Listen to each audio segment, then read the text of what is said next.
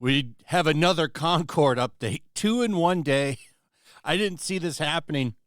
And I hate to go back to this subject after just talking about it, but this is really, really wild stuff. So guess how much it costs to make Concord? About $400 million. So we've all been saying 200, and Colin Moriarty here thought that was ridiculous because, well, I mean, that's a lot of money, right? He's shocked to find out he was wrong. It was actually $400 million. This is a great clip. It's a 9-minute segment of their show.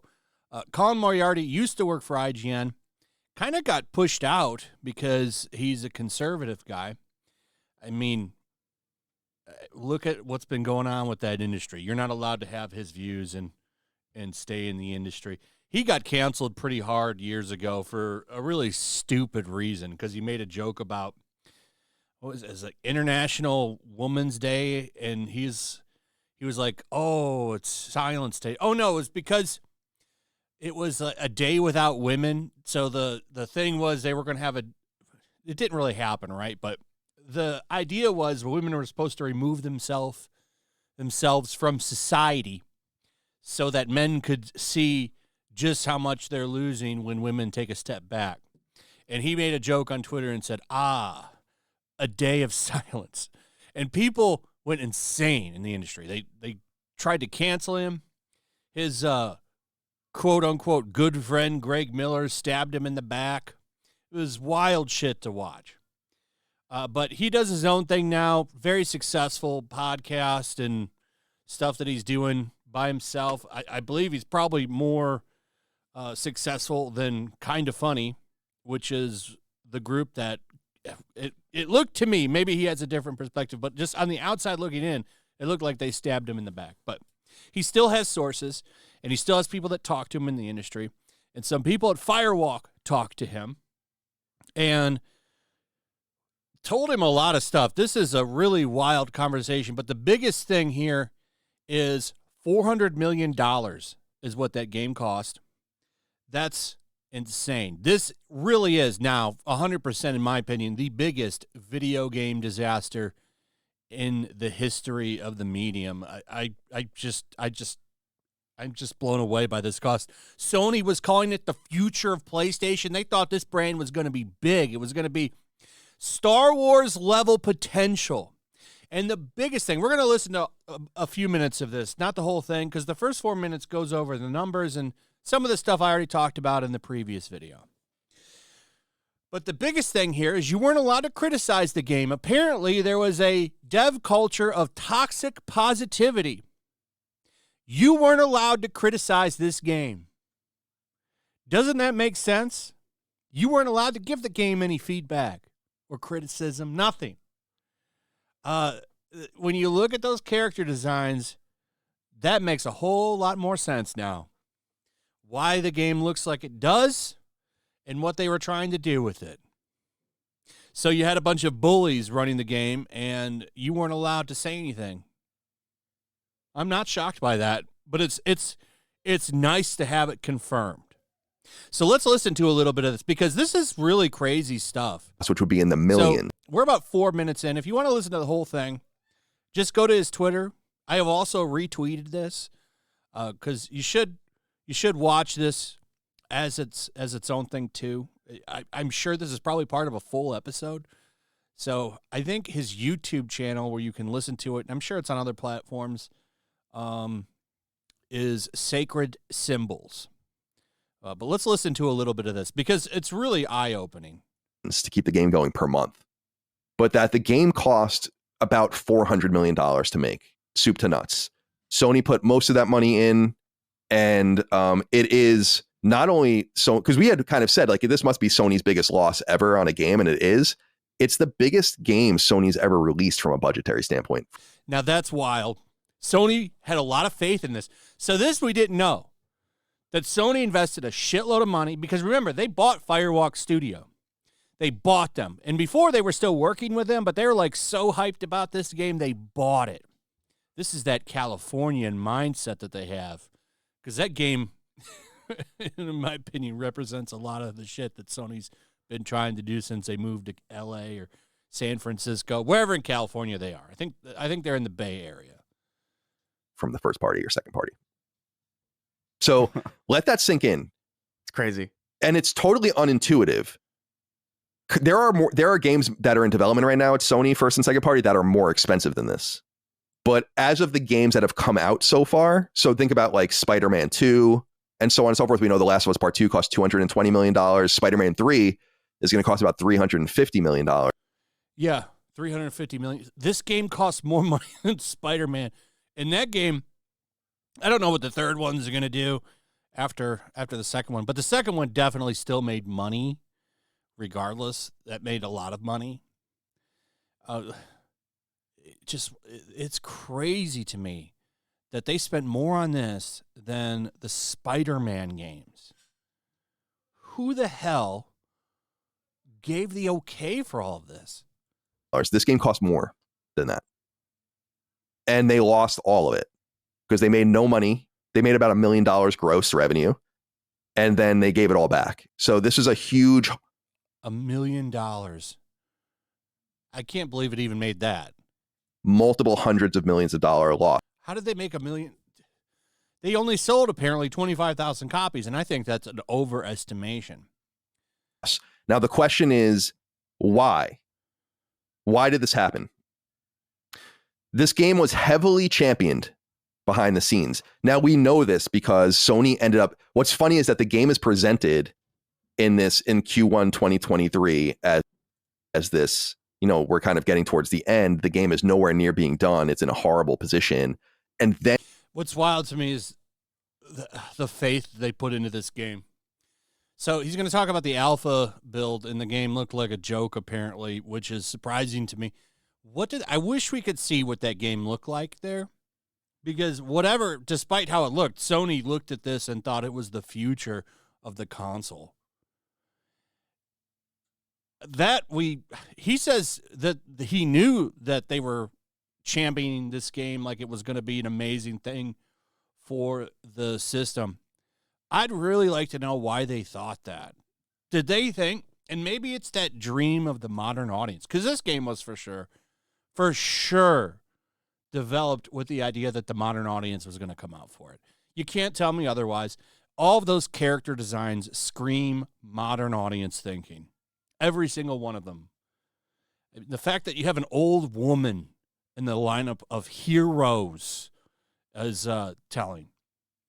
And like I said, the character that's so fat, and there's two of them that are so fat they have to wear their pants over the belly. It'd be the same for the woman in the tank armor. She would have to do the same. And Sony buys the team. The idea behind this was, and the term apparently verbatim had been used, that Concord is the future of PlayStation. Yep, there it is. That they had such major ambition for this game that it was referred to internally as a Star Wars-like project for Sony.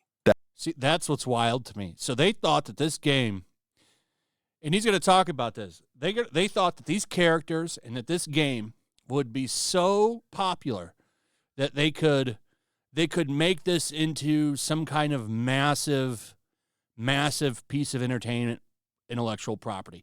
Because, and I didn't talk about this in the last video, but one of the things that was in the Kotaku article, and he's going to talk about it, is they wanted to put this game all over the place, like, because it's going to be in secret level, and they wanted to do these kind of weekly videos or something, weekly or monthly kind of videos that would talk about the characters and what they're doing.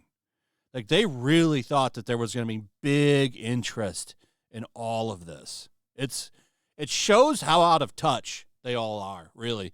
How out of touch a lot of these executives are, a lot of these people in entertainment, because this isn't just happening in the video game field. This is happening in movies, comics, everywhere. All these people think that this is what people want, and it's not. And it's so wild to hear how out of touch all of these executives are. And they have a lot of power and a lot of access and a lot of money.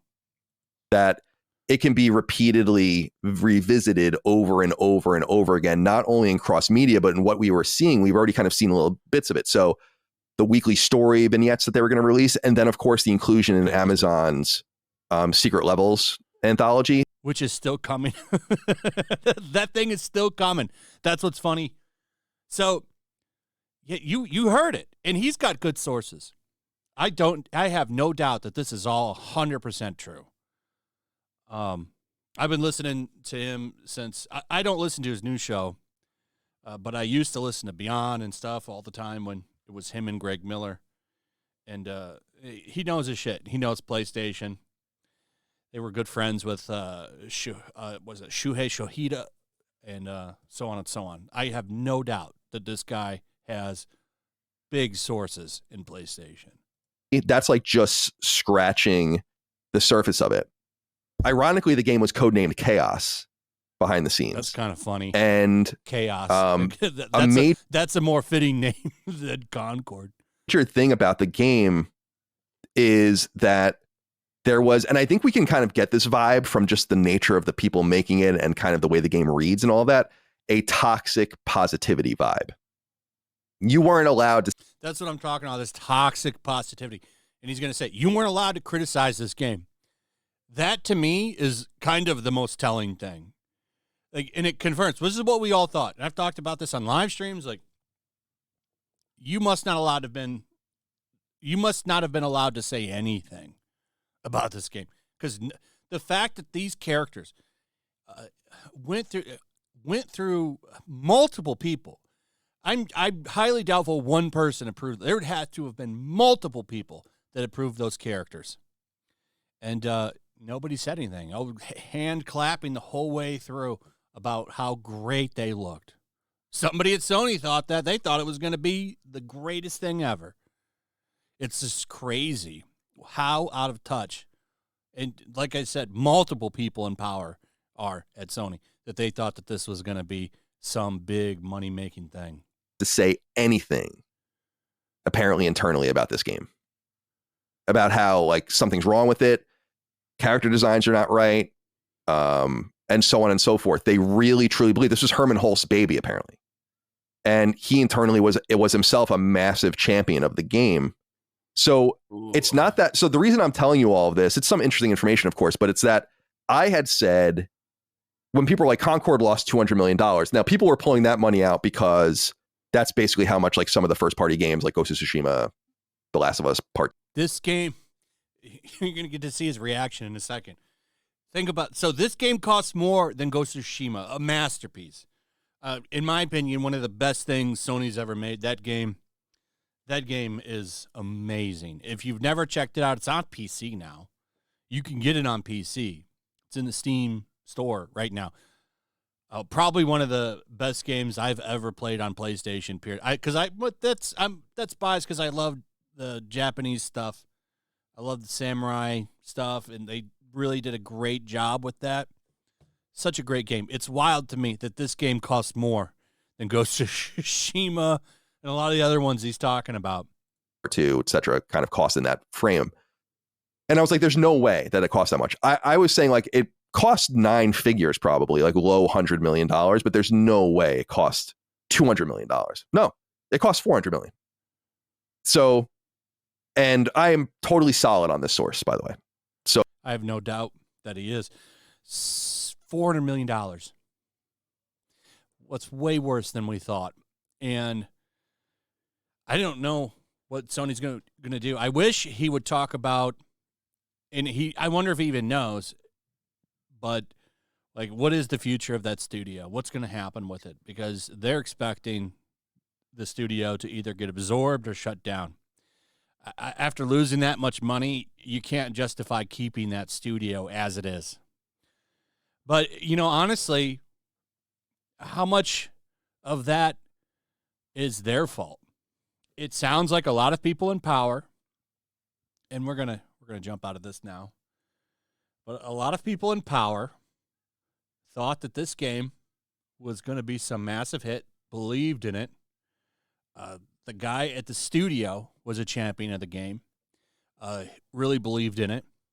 So I wonder if they didn't surround them, because it sounds like the whole studio was nothing but yes men and so on and so on. And that's the culture that was cultivated there. If anybody would have been allowed to speak up and not fear repercussions, maybe they could have avoided all of this. This is a problem with a lot of the atmosphere with these people in LA and so on and so on, with the, quote unquote woke activist mindset. You're not allowed to criticize any of this shit. You tell me you want to put a character in the game that's so fat they got to pull their pants over their belly. So, you would think somebody would say, well, I'm not sure that that's appropriate for a hero shooter. The word itself, hero, should be somebody that inspires you. And if you're inspired by that, I don't know what to tell you. Like, that's not somebody I would want to run in to save my life. I'd be worried you'd be able to make it back out with any air in your lungs. So, crazy stuff, man. And I think we're going to hear more as time goes on. I would love to see a documentary on this game that really dives in deep on why all of this happened, details and examples, because this is going to be studied for a long time, because $400 million, that's a shit ton of money. Gone, wasted. Wow, it's crazier than we thought it was. Anyway, that's pretty much it. Let me know what you guys think about all this. I'd like to hear from you. Also, if you would, please like, subscribe, share the video. Make sure you're still subscribed. Hit that notification bell. And we'll see you on the next one. Peace.